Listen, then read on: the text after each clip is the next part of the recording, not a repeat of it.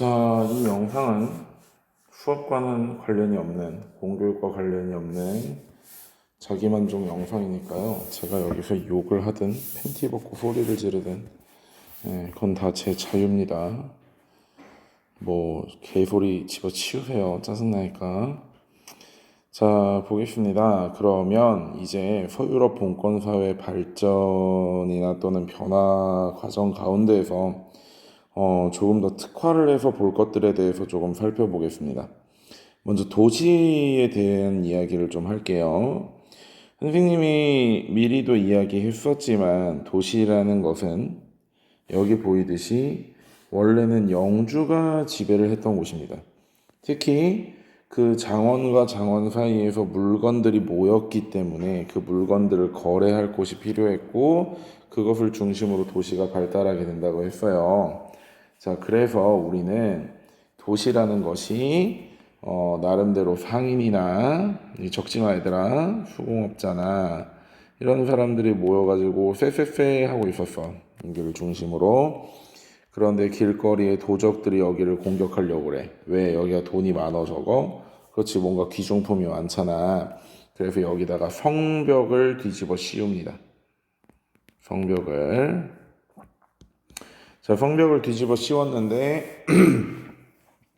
상인과 수공업자들이 모이고 또 그 다음에 외부 장원에서 이렇게 도망 나온 농민들이 모이게 돼요. 도망 나온 농민들이 왜 모이는지 나중에 얘기하고, 그래서 또 성벽을 쌓고 뭐 그런 식으로 계속해서 가장 안쪽에 있는 성벽에 사는 사람들은 돈이 많고 부자인 사람들이겠지. 반대로 성 밖으로 나가서 살아야 되는 사람들은 조금 가난하거나 또는 근처에 있는 밭으로 농사를 지으러 나가야 되는 농민들일 거 아니야. 여기까지 이해됐어? 그래가지고 잠깐만 페이지 지워서 그래가지고 이제 도시가 발전하게 되는데, 자, 그렇다면 도시라는 것은 원래 부르그라는 표현을 씁니다. 부르그. 너무 두껍다, 그렇지? 부르그라는 표현을 쓰게 돼요. 이 부르그가 처음에는 성곽을 이야기합니다. 그래서 유럽 도시 이름 보면 뭐 함부르크, 잘츠부르크 이런 식으로 성 지역을 나타내는 도시 이름이 많이 들어가 있는데, 이 안에 사는 사람들을 ER을 붙여가지고 우리는 뭐라고 해? 버거가 아니라 부르주아라고 합니다. 부르주아라고 해요. 무슨 뜻이겠어? 무슨 뜻이야? 성곽 안에 사는 사람이라는 뜻이겠죠. 그렇다면 근데 왜 이게 지금 요새는 부자들의 이야기가 됐을까? 부르주아라는 게 나는 좀 부자라고 대용으로 이야기하게 되잖아. 아, 저 부르주아 새끼 막 이러면서, 그치? 부르주아라는 것 자체가 나름대로 지금도 생각해보면 마찬가지야. 지금 뭐 재벌인 사람들이 다 뭐야? 솔직히 말하면 상인 아니면 수공업자잖아, 그치? 관료들이라든지 이제 상인이나 수공업자들이 어떤 일을 대신 처리해주기 위한 법관료, 그들의 병을 고쳐주기 위한 의사, 이런 사람들이 다 성곽 안에 살게 되니까 그런 사람들을 우리는 성곽 안에 사는 사람들, 부르주아라는 표현을 쓰게 되는 겁니다.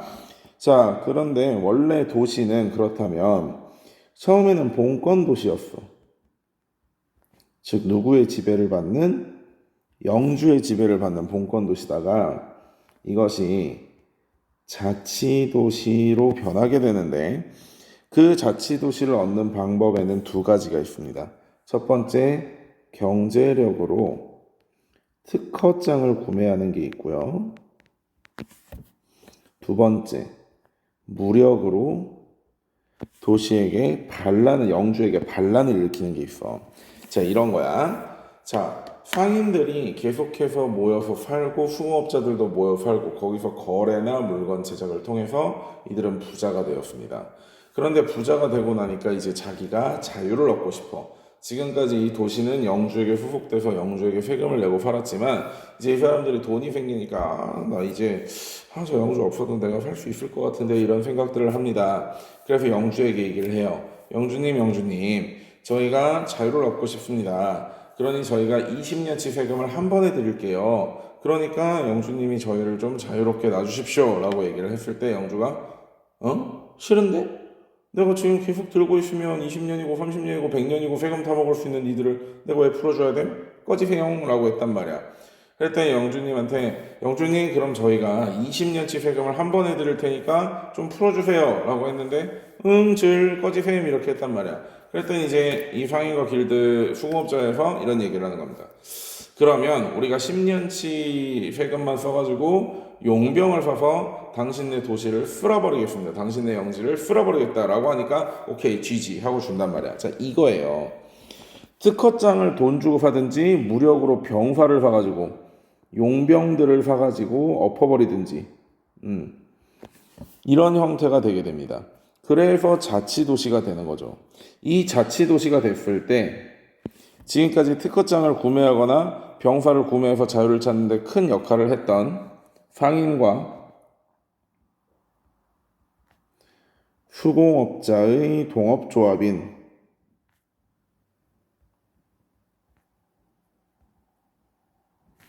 길드가 큰 역할을 하는 겁니다. 그러면 우리는 이 길드가 이 동업조합이 도시의 행정에 관여하는 거죠. 그럼 우리는 이 길드가 뭔지를 알아볼게. 자, 길드의 첫 번째 성격은 배타적 이익이고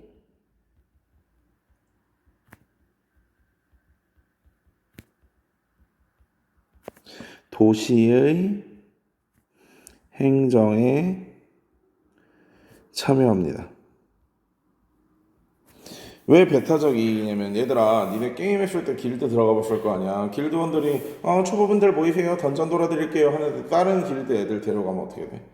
좀 눈치 주거나 그 길드 빠지고 우리 길드 오라고 하거나 뭐 대충 그러잖아. 뻔해.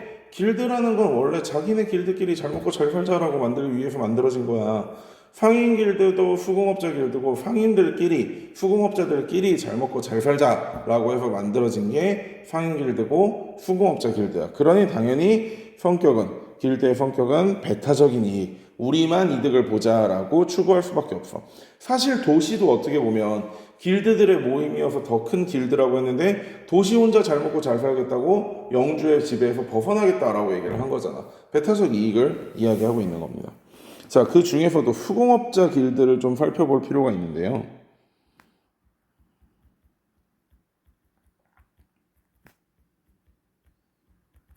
자, 수공업자 길드에는 수직적 또는 위계적 질서가 존재했습니다. 그래서 도제와 직인과 장인이 존재했죠. 대표적으로 지금까지도 이 모습이 남아있는 건 역시 미용실입니다. 저는 미용실에 머리를 밀러만 가봐서 잘 모르겠지만 여자분들, 여학생들은 알겠죠. 엄마 따라서 미용실 가든 뭐랬든 조금 규모가 있고 큰 미용실, 순창 말고 전주권에 이제 무슨 사롱, 무슨 클럽 이런 미용실에 가게 되면 오자마자 뭐 이런 거 물어봅니다. 혹시 머리 감고 오셨어요? 그럼 머리 감아주는 그 왜 잡니라는 친구들 있고 머리 그 밑에 떨어진 머리 쓸고 이런 친구들이 있습니다. 그 다음에 실제 손님의 머리를 맡길 수 있는 실장 정도의 직함을 받는 사람들 또는 디자이너 정도의 직함을 받는 사람들. 그래서 머리 누구한테 하러 오셨어요? 라고 물어보잖아. 그지? 그런 직인들이 있는 거고 원장 예약도 며칠씩 기다려야 되고 돈도 끝에 0 한 자리 더 붙여줘야 되고 이런 장인들까지 그런 식으로 완전히 수직적인 질서가 있게 되고 도제에서 짬 뒤지게 먹어야 직인이 되는 거고 직인에서 짬 와자자자자장 창창 먹어야 장인이 되는데 단순히 짬만 먹어서 장인이 되는 게 아니라 직인으로서 내가 장인이 될 수 있는 능력을 가지고 있다라는 어떤 것을 만들어서 보여줘야 돼. 그게 바로 마스터피스야. 마스터가 되기 위한 통과 작품. 그런 거지. 마스터피스. 이런 것들. 자, 그런 수직적 위계 질서 하에서 이들은 경쟁도 없고 자유도 없습니다. 자유도 없어. 그래서 이 결과가 좀 중요한데 왜 경쟁이 없고 자유가 없냐면 그런 식으로 후색적 위계 질서와 짬이 차고 나름대로 연차가 차에 올려주는 그러한 상황 속에서 모든 것들을 규격화시켜서 정하는 거야. 유리컵은 뭐 직경이 몇 센치에 높이가 몇 센치에 유리의 분량은 얼마가 들어가야 되고 뭐 나무 뭐 침대는 뭐 길이가 2m에 뭐 폭이 120cm에 이런 식으로 모든 것을 다 수치화시키고 계량화시켜서 고정해 놓습니다. 그렇기 때문에 뭐 누가 더 잘 만드느니 누가 더 이쁘게 만드느니 뭐 이쁜 조각들을 맞춰 넣느니 그런 경쟁이 전혀 일어나지 않게 돼 있어요. 왜? 길드가 자기의 자신의 이익을 위해서 이런 것들을 고정시키기 때문이야. 그러니까 예컨대 어떤 업체에서는 그냥 나무를 깎는 게 아니라 나무에다가 막 이렇게 조각도 해주고 색도 칠한대. 그러면 그 업체가 훨씬 더 잘 나갈 거 아니야. 그지? 그러면 다른 업체들이 어떻게 해야 돼? 그만큼 더 노력을 하거나 그래야 돼. 이게 지금 2020년에서는 당연한 사고방식인데 이 당시에는 그러지 않았다는 거지. 우리 모두 다 똑같이 침대는 그냥 나무만 잘라가지고 침대로 딱 조립해서 팔자라는 개념으로 되어 있다고. 그러니 경쟁이 없고 자유가 없으니까 뭐가 발전이 안 돼? 자본주의의 발달을 저해해야 하는 거죠.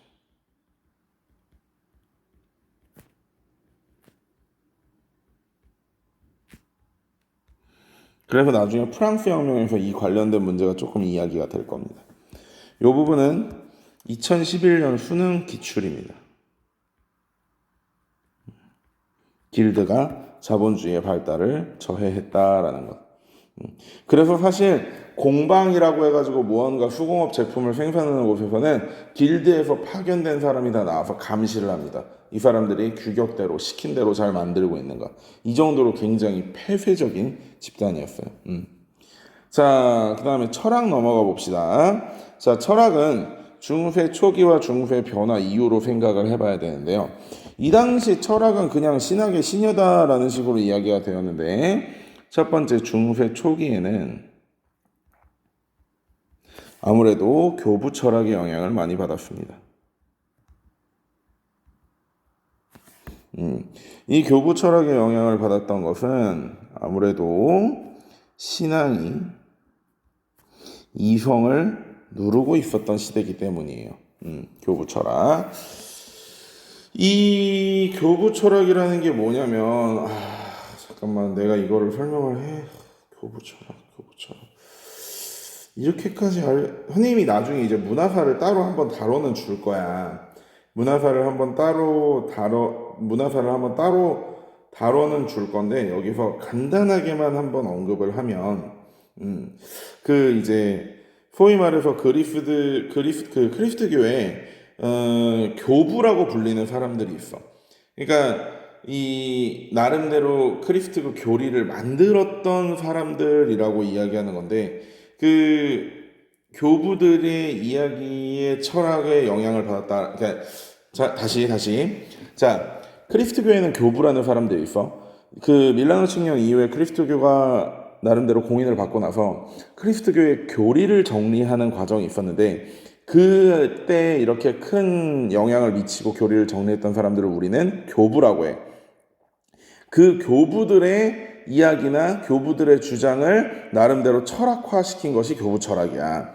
즉 단순히 이때는 무언가 철학을 가지고 철학은 논리고 신앙은 논리가 아니잖아 얘들아 논리로만 얘기하면 그대로 기독교는 논파하거나 논박할 수 있어. 기독교뿐만 아니라 부처님, 뭐 예수님, 뭐 다 모든 세상에 있는 모든 종교를 다 논박할 수 있는데, 봐봐.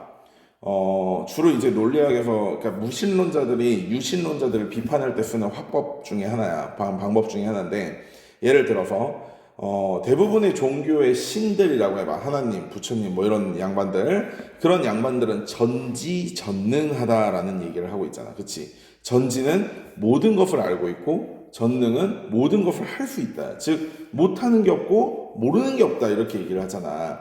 자, 그러면 선생님이 한번 얘기를 해볼게. 그런 종교에다 질문을 던져볼게. 자, 하나님은 자기가 들 수 없는 바위를 만들 수 있나요? 라고 물어볼게.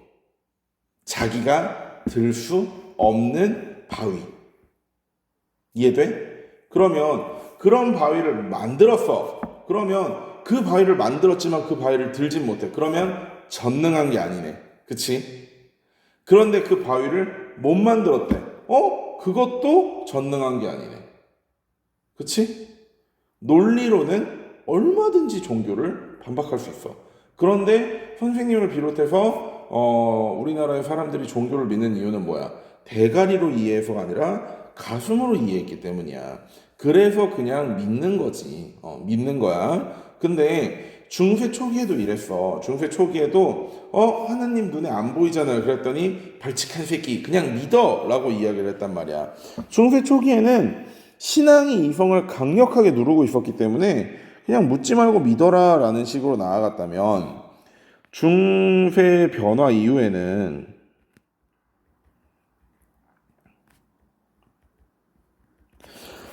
이슬람 세계로부터 뭐가 들어왔어? 십자군 전쟁을 하면서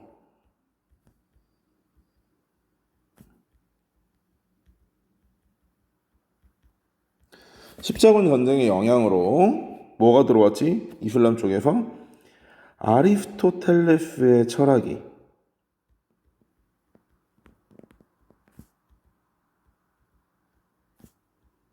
역수입되었죠. 원래 그리스께 이슬람 쪽으로 넘어갔다가 다시 돌아왔잖아. 그치? 아리스토텔레스가 누구야? 알렉산더의 스승이자 아리스토텔레스의 스승이 누구? 플라톤의 스승이 소크라테스. 기억해 좀 제발 부탁이다. 자, 그래서 이 아리스토텔레스의 철학이 수용이 되면서 이 교부 철학에 영향이 생겼는데 그게 뭐냐면 스콜라 철학이야. 이건 중요해.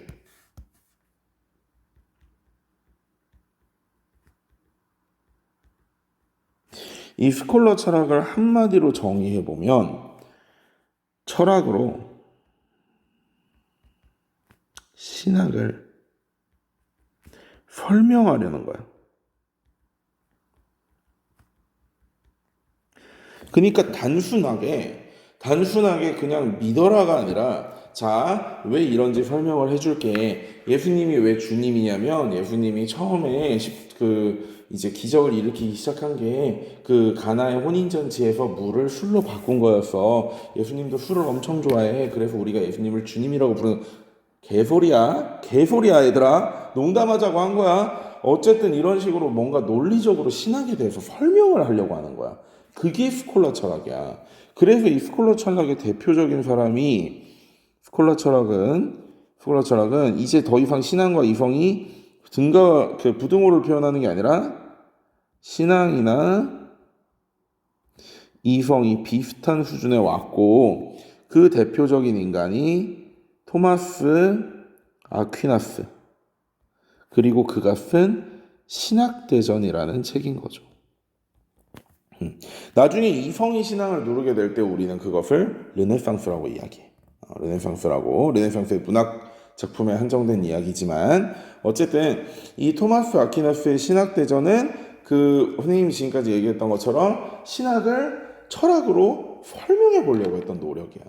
어쨌든 이런 식으로 나름대로 이렇게 추구된 사람들이 뭐 이제 성인도 시성이 되고 어쩌고저쩌고 하는데 그래도 아직까지 이 시기에는 나름대로 조금 인간이 이성보다는 신앙이 더 위였다고 생각되는 이유가 뭐냐면 그 성자들의 어떠한 유품들 그걸 이제 성유물이라고 해. 뭐 예수님의 옆구리를 찔렀던 창이라든지 그런 거 이제 뭐 롱기누스의 창조각 뭐 이렇게 해가지고 뭐 성창이네 어쩌네 이런 소리도 하고 예수님이 매달렸던 십자가의 나무 조각이니 어쩌니 이런 소리를 해가면서 수많은 성유물들이 있었어.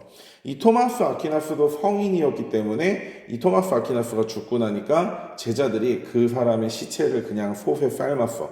솥에 삶아가지고 니네 혹시 돼지고기를 엄청나게 오래 끓여본 적이 있는지 모르겠는데 그러면 돼지고기가 막 물처럼 풀어지거든.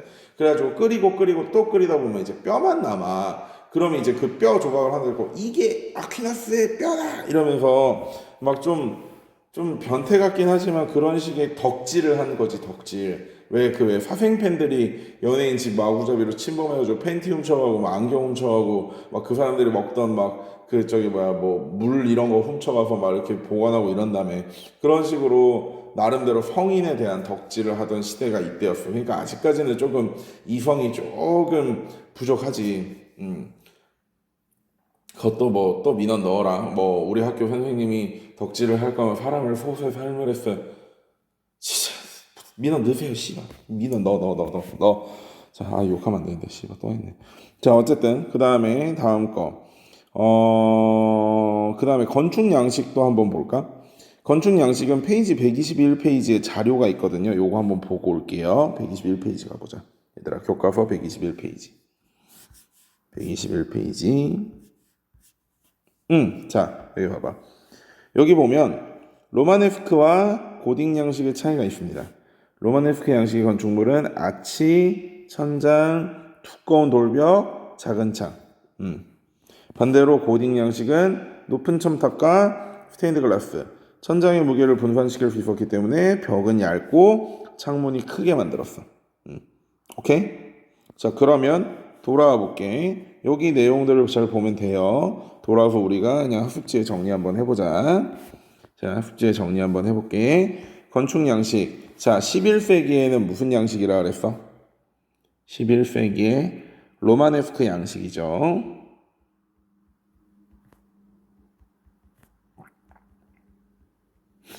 로마네스크 양식. 특징은 그렇지, 돔.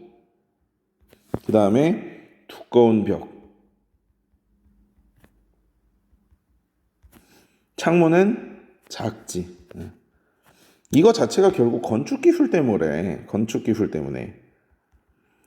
창문이 크면 벽돌이 아니라 그걸 유리가 버티고 있어야 되는데 그게 가능하겠어, 불가능하겠어? 건축기술이 후치면 불가능하지. 그러니까 작은 창문이 돼가지고 가스레이라 그래가지고 그 외에 신의 꼬리라고 해가지고 그 조그마한 창문으로 빛이 샹하고 들어오는 그거 있잖아. 왜 영화 같은 데서 막 이렇게 뭔가 신비주의적인 느낌을 주려고 할 때 보여주는 거, 그런 식의 것들이 로마네스크 양식이야. 뭐 이거 말고도 또 뭐가 있었어? 뭐 벽화라든지 그런 것들이 있었잖아, 그렇지? 그런데 반대로 12세기에 십자군 전쟁이 이루어지고 나서는 고딕 양식. 물론 건축 기술이 발전한 것도 있지만 나름대로 십자군 전쟁을 통해서 우리나라가 아니라 유럽이 주변 국가들을 때려 부셔보고 나니까 우리가 굉장히 뽕에 찬 거야. 우리는 위대한 인간들이야 이러면서 뽕에 찼단 말이야. 그래가지고 우리는 더 하느님하고 가까워지고 싶어 이러면서 첨탑, 하늘을 찌를 듯한 첨탑, 뾰족한 탑 이런 것들을 세우게 된단 말이야. 첨탑. 그리고 스테인드 글라스.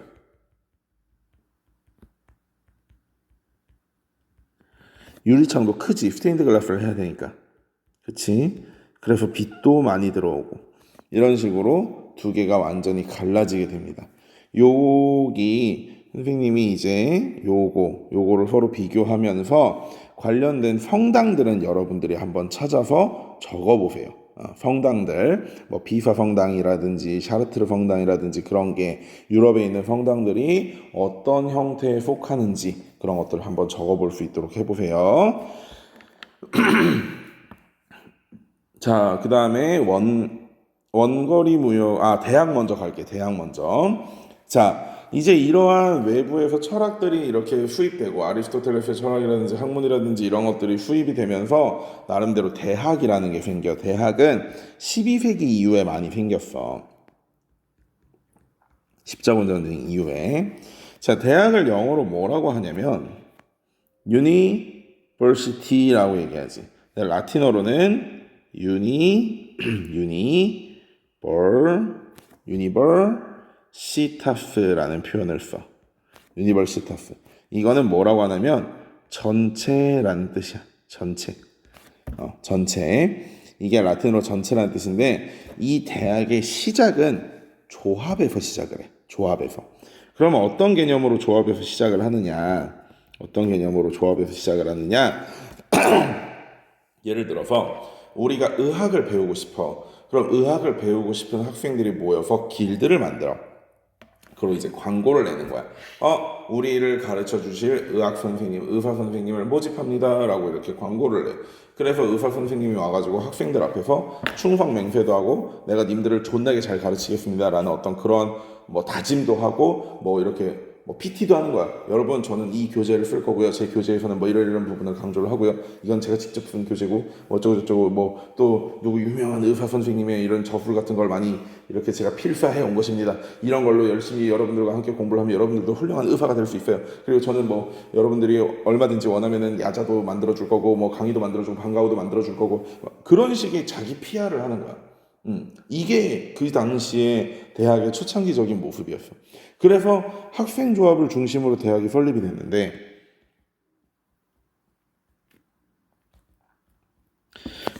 이런 학생조합으로 설립된 단과 하나만 가르치는 대학들을 칼리지라고 합니다. 칼리지. 이러한 칼리지들이 서로 저쪽에서 대학이 생겼네. 우리도 저쪽 근처 가서 모집을 하자. 쟤들하고 같이 살면 조금 더 편하지 않을까 해서 이 대학도 모이고 저 칼리지도 모이고 요 칼리지도 모이고 그 칼리지도 모이고 그래서 칼리지들이 모이고 나니까 또 거기에 있는 교수들도 서로 조합을 만드는 거야.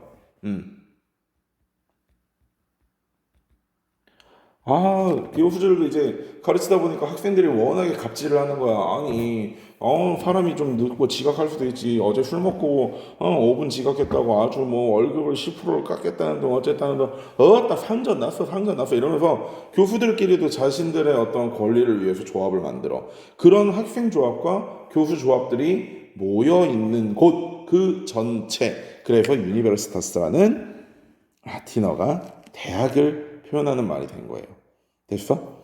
이러한 학생조합과 교수조합 역시 이제 이 대학이라는 도시 자체, 대학이라는 지역 자체를 나름대로 영주나 이런 데로부터 분리시키기 위한. 그래서 뭐 이런 거 있잖아. 뭐 영주가 뭐 설마 나는 독실한 기독교인인데 감히 사람 몸에 칼을 대가지고 뭐 해부 실험을 해보겠다고 안 돼 금지 막 이런 식으로 어떤 외부의 정치적 압력에서 자유로워지기 위해 이 학생조합과 교수조합도 상인들과 수공업자들처럼 똑같이 뭐를 획득하려고 하는 거야?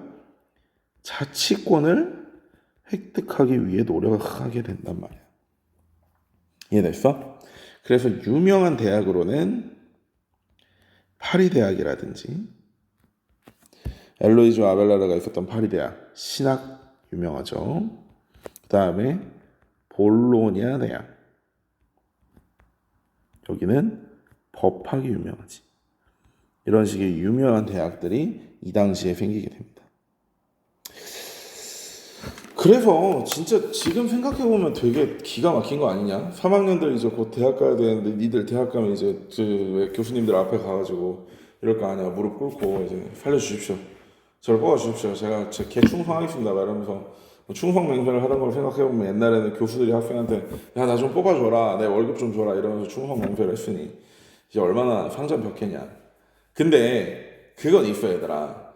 선생님이 대학 다닌 게 2008년이니까 10년 됐잖아. 10년 좀 넘었잖아. 그렇지? 2008학번이니까 선생님이 2008년 대학 갔으니까.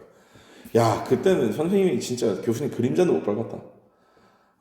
내가 차마 이름을 밝힐 수 없지만 우석대학교의 조모 교수님이라고 진짜 그 한국사 고구려사 쪽에서는 굉장히 유명한 교수님 계셔. 진짜 휴강의 왕이었어. 아침에 진짜 지각해가지고 머리도 못 감고 차 막 몰아가지고 이러면서 지각이다 이러면서 가고 있는데 갑자기 문자 띵 날라와. 오늘 휴강입니다. 아이씨. 1, 2학년 때는 좋았어. 휴강! 야 게임방 가자! 해서 겁나 놀고 재밌게 놀았지만 나중에 이제 군대 갔다 오고 나 3, 4학년 때 선생님이 등록금을 내고 직접 선생님이 이제 1학년 때부터 등록금을 벌어서 냈거든. 엄마가 등록금을 안 줘가지고 우리 집 버린 자식이야. 그래 내가 어디 주소했나 봐. 저희 뭐 병원에서 애가 바뀌었는지 어쨌든 그래가지고 등록금을 안 내고 등록금을 이제 내가 벌어가지고 다니는데 야 내가 등록금 내보니까 제일 못했어. 수업 안 해주는 교수가 제일 미워 진짜. 휴강 1, 2학년 때 휴강해주는 교수님이 진짜 최고 존엄이었거든. 근데 진짜 3, 4학년 되니까 휴강하는 교수님이 제일 밉더라고. 어쨌든 그렇게 해도 찍소리도 못했어. 내가 당신 때문에 일찍 일어나가지고 기름까지 태워가면서 수업에 왔는데 당신이 수업을 안 했으니까 내 기름값 내놔 이런 말을 못했는데 요새는 그런 말을 한대 얘들아. 9시 휴강인데 8시에 휴강공지 때렸는데 먼 집에 살고 오는 애가 헐 큰일 났다 지하철 못 탔다 택시 타고 가야지 해가지고 택시비 타고 대학까지 가고 있는데 문자 보고 나서 이 택시비 내놔 이랬더니 진짜 줘야 되고 그런데 휴강이라는 게 그냥 아침에 교수가 이제 술 먹고 그 전날 술 먹고 아침에 늦게 일어났다가 휴강할 수 있고 이런 게 아니야. 요새는 진짜 많이 변했어. 그러니까 아랫사람들이 더 아랫사람이라고 표현하면 좀 그렇지만 어쨌든 학생들도 더 목소리를 낼 수 있고 나름대로 어떤 중세 대학에 좀 가까워지는 게 아닌가라는 생각이 들어요. 그리고 이제 진짜 학생 수가 줄어들고 있기 때문에 이제 수많은 대학들이 망할 거거든. 그렇게 되면 이제 정말 옛날처럼 대학들이 막 학생들한테 비는 거야. 제발 제발 저희 대학 와서 등록금 좀 내주세요 이러면서. 뭐 그쯤 되지 않을까? 선생님이 혹시 자식을 낳으면 안 낳을 것 같지만 평생 혼자 살다 죽을 것 같지만 자식을 낳으면 그때쯤은 공부 안 시켜도 막 이렇게 좋은 대학 가지 않을까 그런 생각이 드네요. 선생님은. 어쨌든 그리고 유럽이나 미국의 대학들은 조금 특이한 게 우리나라는 대학이 나름대로 뭐 기껏해봐야 최초로 대학을 세워야겠다라고 이야기가 된 게 한국사에서 1920년대 중반쯤에 이제 밀립대학 설립운동이 거의 최초잖아. 그 이후에 이제 경성제국대가 설립되고 그 이후로 이제 우후죽순으로 대학이 생기긴 했지만 어쨌든 대학이라는 게 나중에 와서 한 번에 생겼기 때문에 나름대로 땅을 사가지고 그 안에 대학 건물들만 차곡차곡 올렸다면 유럽이나 미국의 대학들은 기존에 있던 도시 안에서 이렇게 대학 건물들이 조금씩 생겼기 때문에 대학 안에 막 사람 사는 집도 있고 무덤도 있고 뭐 상가 거리도 있고 이러면서 심각한 경우는 뭐 대학을 지키는 군대가 따로 있을 정도예요. 그런 경우도 많습니다. 대학도 어떻게 보면 큰 길드의 하나로 볼 수 있는 거죠. 됐죠? 자, 그다음에 흑사병 가보겠습니다. 125페이지의 자료 3번을 보자네.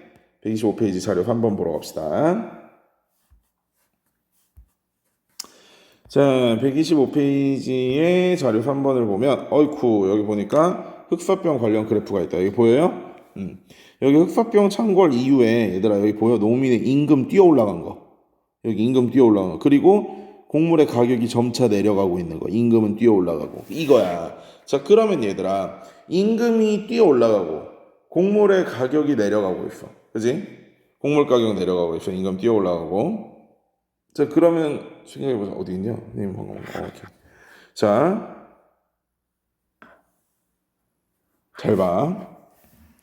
자, 어떤 변화가 일어났어? 농민들의 임금이 어떻게 됐어? 상승. 그 다음에 물가는 어떻게 될까? 물가. 먹을 농민들이 사라졌으니까 물가가 내려갈까? 아니야, 물가가 올라가 얘들아. 물가가. 왜? 그걸 생산해야 되는 농민들이 다 죽어버렸잖아. 그러니까 물가가 올라가게 된다고. 그러니까 얘들아, 농민들 입장에선 좋아 안 좋아? 일할 사람이 많이 없어졌으니까 자신들의 가치, 소위 말해서 자신들이 일하는 대가, 임금이 높아진 거잖아. 그치? 농민들 빵긋. 상인들은 어쨌든 상인들 입장에서 물건을 가지고 파는데 그것들이 늘어났고 나름대로 물건이 좀 더 희소해졌으니까 그 희소한 물건을 곳곳으로 전달하는 어떤 그런 역할들도 빵긋. 수공업자들도 뭐 경쟁자 사라졌으니까 빵긋. 그런데 영주들은 눈물 나는 거야. 왜? 영주들은 지금까지 다른대로 노동지대를 받고 있었는데 이게 중세 변화가 일어나면서 화폐지대로 변화를 했다 그랬잖아. 여기까지 이해됐어? 우리 배웠어. 화폐지대로 변화하는 거. 근데 임금이 올라가고 물가가 올라갔다는 얘기는 다시 말해 화폐의 가치는 어떻게 됐다는 얘기야. 화폐 가치는 떨어졌다는 얘기야.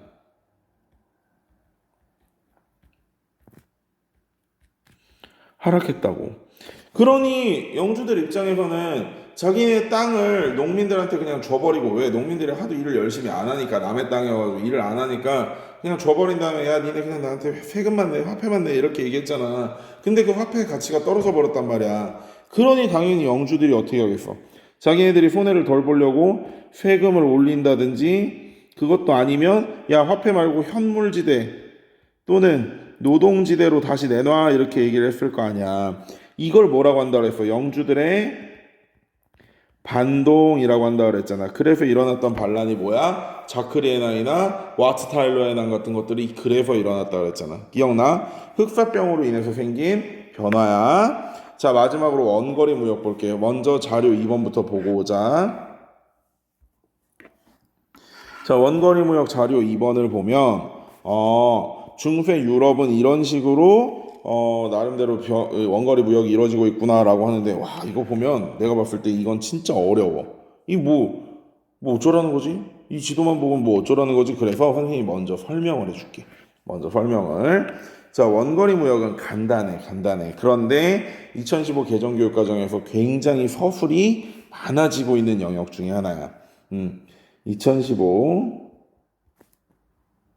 개정에서 서술이 웬만하면 줄어들거든. 교과서 분량이 줄었으니까.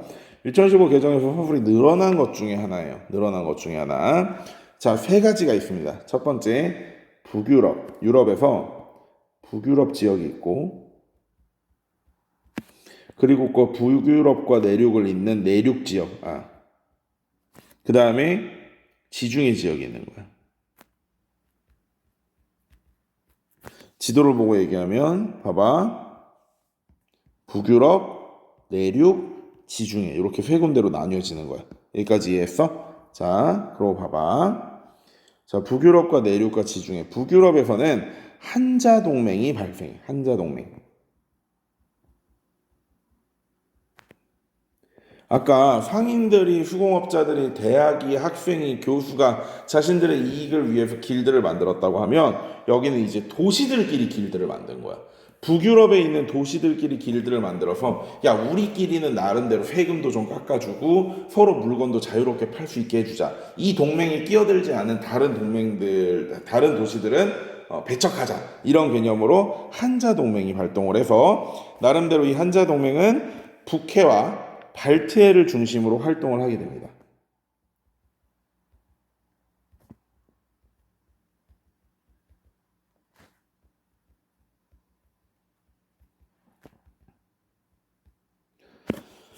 보면 봐봐. 자, 여기가 북해고 요 바다가 발트해야. 요 바다가. 그래서 북해와 발트해를 중심으로 북유럽 교역권을 북유럽 교역권을 만들어서 활동을 하게 돼. 자, 북유럽 교역권.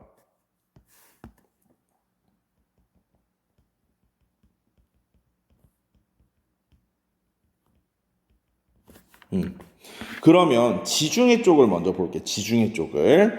자, 지중해 쪽은 당연히 이탈리아 상인들이 십자군 전쟁 이후로 동방의 물건들을 많이 실어왔어. 동방의 물건들을 많이 실어오면서 이제 이슬람 지역에 있었던 물건들 뿐만이 아니라 이슬람 지역보다 더 동쪽에 있는 뭐 중국의 비단이라든지 아니면 인도의 향신료라든지 이런 것도 가져오게 되거든. 자, 그러한 걸 중심으로 무역을 했던 친구들이 베네치아,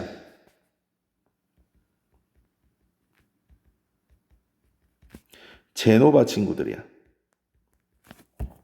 물론 이들 말고 피사라든지 아말피라든지 이런 식으로 무역에 더 참여했던 친구들도 있는데 현행 이제 고등학교 교육과정에서는 이 두 친구들 정도만 알면 돼요. 십자군 전쟁에도 제일 열심히 참여했던 친구들도 베네치아와 제노바 친구들입니다. 물론 자기들의 이득을 위한 거였지만 이들은 동방무역을 합니다. 즉 동방의 물건들을 가지고 와서 유럽에다 공급을 하는 거야. 유럽에다가. 그 다음에 밀라노나 토리노 이 지역 친구들은 직무를 해. 직무로 옷을 만들어서 팔고 이런 거지. 그래서 왜 패션 브랜드들은 거의 왜 프라다, 밀라노, 파리 이런 식으로 붙잖아. 입생로랑 파리즈, 프라다, 밀라노 이런 식으로 붙듯이. 그런 식으로 나름대로 직물이나 패션 산업을 통해서 유럽 전체에 뭐 이렇게 무언가를 팔아 넘기는 거지. 그래서 이들 역시 한자 동맹처럼 무언가 동맹을 만들어. 그게 뭐냐면 롬바르드 동맹이야. 프랑크 왕국이 때려잡고 그 지역 땅을 뺏어서 교황령으로 만들었어. 교황에게 선물했어. 그거 기억나? 그게 롬바르디아족의 땅을 뺏은 거였잖아. 그래서 그 북쪽 이탈리아 지역을 롬바르드라고 하거든. 지역명으로. 그래서 롬바르드 동맹이라는 말을 써. 롬바르드 동맹이라는 말을. 자, 롬바르드 동맹은 북이탈리아의 도시들이 모인 거야.